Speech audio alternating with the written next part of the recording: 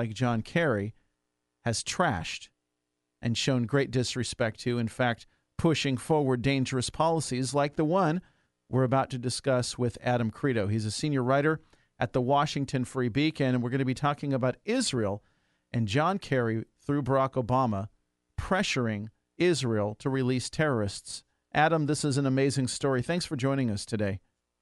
Sure, it's my pleasure. Thanks for having me.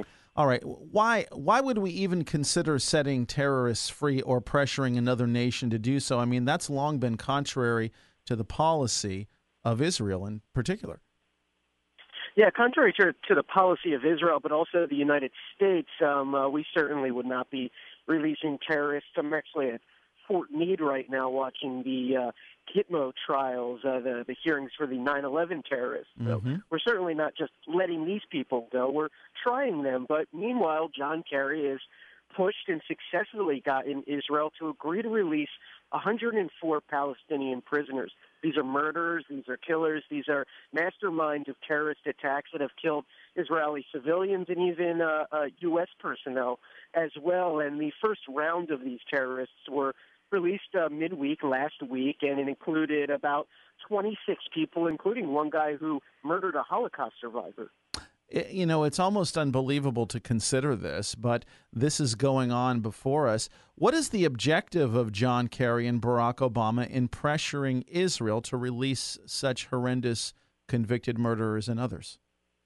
Right. Well, they pressured the government of Israel to release these guys as a sign of goodwill, if you will, a goodwill gesture to the Palestinians before peace talks even begin. This is right on the eve of when the peace talks were slated to start, and this was supposed to be a goodwill gesture to the Palestinians who welcomed back these terrorists and actually ordered their officials to refer to these fellas, these terrorists, as heroes rather than terrorist prisoners, which they are, but now many of them are free. Well, it's kind of a rhetorical question, and I think you touched on it a little bit in that response, Adam, but you know, people of the United States would say, gosh, if you were holding a bunch of murderers that happen to be United States citizens, I wouldn't really see it as goodwill to let them go. They deserve whatever punishment they're going to get.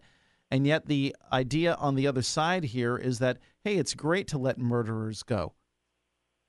Well, the view on the other side is that these people are not actually murderers, but freedom fighters, resistance fighters, that they're fighting against some sort of Israeli occupation of their land, which, according to all the conventions, it is not. But they're welcomed as heroes back home. That's really a sign of where the Palestinian side is. When you talk about peace talks and being serious, Israel has shown that it's willing to make painful concessions, can sit down without preconditions, while the Palestinians have not. They put on preconditions, such as releasing terrorists and other things of this nature, and I think it's a glimpse into the various approaches the sides take and how serious they actually are. Well, it's very true. So Israel has done this. What was the response internally from Israeli citizens? Was this a popular or unpopular move? Actually hugely unpopular, and Israel is an interesting place. It's known for its divided politics. It's known for heated debate. You rarely ever get the entire nation to agree on something, but polls indicated that larger than 80% of the population, conservatives, liberals, Orthodox religious people, opposed this prisoner release, and actually a group of bereaved families that have suffered from terrorism, gathered to protest this release and petition John Kerry and the State Department to sit down with them face to face and learn what it's like to be the victim of terrorism. And they're waiting on a response from Kerry. Yeah, so let's talk about the group called Bereaved Families for Peace and Justice. I mean, do you think that John Kerry will even talk to them or respond to their request, even if he doesn't meet with them? I get the feeling they may be waiting for a while.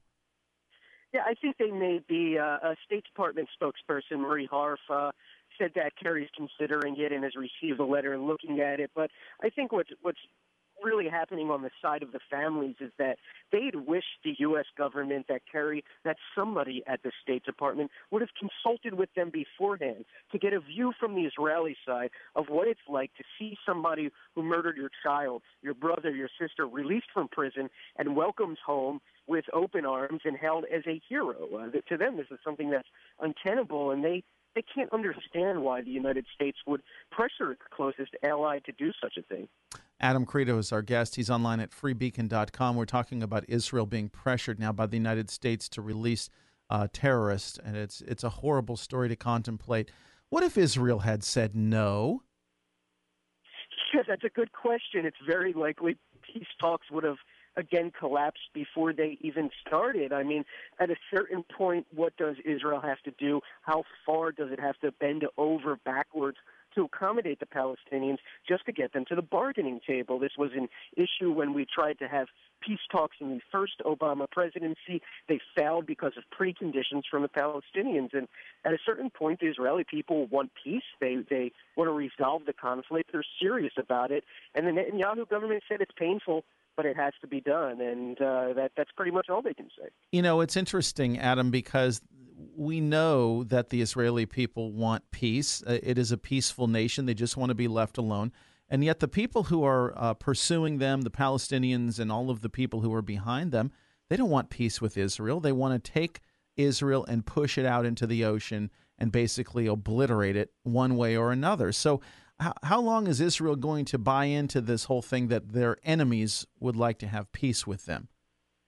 Right, it's a good question. I don't know that they're necessarily under any illusion about it, but you're right. We have to look at behavior. What is each side doing? Israel is extending its hand, trying to do this, which I think says something very important, while the Palestinians, they're welcoming terrorists home as heroes. Over on PA radio, they were declaring how one day there will be no Israel, there will be just a state of Palestine, and even Palestinian government officials have said that no Jewish people will be welcomed in a future Palestinian state. So I think we really need to look at the behavior and gestures of each side to really get a sense of why peace cannot happen and who exactly is holding it up, because it doesn't seem to be the Israeli side.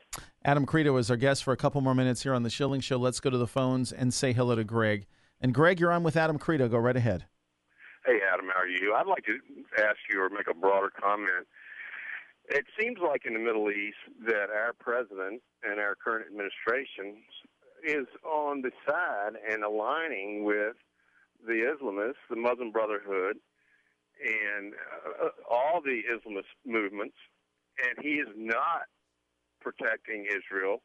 And it seems like that we're aiding and abetting the enemy, and I don't understand this. To me, we should stand right with the military in Egypt. We should stand with Israel and play hardball and crush this movement, because these people basically want to destroy Israel. They want to destroy America. They don't want to be. Until they get a total Islamic world, they are going to continue and continue. You make concessions, you give them an inch, and they take a mile. And I'll just sign off and see what you say and see what you say about our administration on such. Yeah, Greg, thanks very much for the call. Adam, go right ahead. Sure. Well, I think what we've seen here is part of a larger policy pursuit by the administration. The president came in positioning himself as an honest arbiter in the Middle East, that we would not be taking sides in the peace process, that we would pressure Israel, and we saw this in the first Obama administration, the arguments over settlements, even now calling settlements illegitimate, and really treating Israel in a harsh kind of way. And that's something we've also seen in Egypt with the embrace of the Muslim Brotherhood, trying to be a fair player, to remove America as somebody with positions and a will and a strict policy view, as to somebody who's more a neutral arbiter or negotiator in this process. And the results really do speak for themselves when America pulls back from the world, when America stops taking a firm position for democracy, for freedom, for our allies in the region. We've seen an utter collapse. And that's what happens when America does not lead. And many other lawmakers have called this out as well as the problem in Egypt and elsewhere. And our allies see it, and our enemies see it as well. Adam Kredo, thanks so much for terrific analysis and for your investigative reporting. He's online at freebeacon.com. We look forward to the next conversation. Thanks so much. Thank you, sir. I appreciate it. All right. Let's go to the break.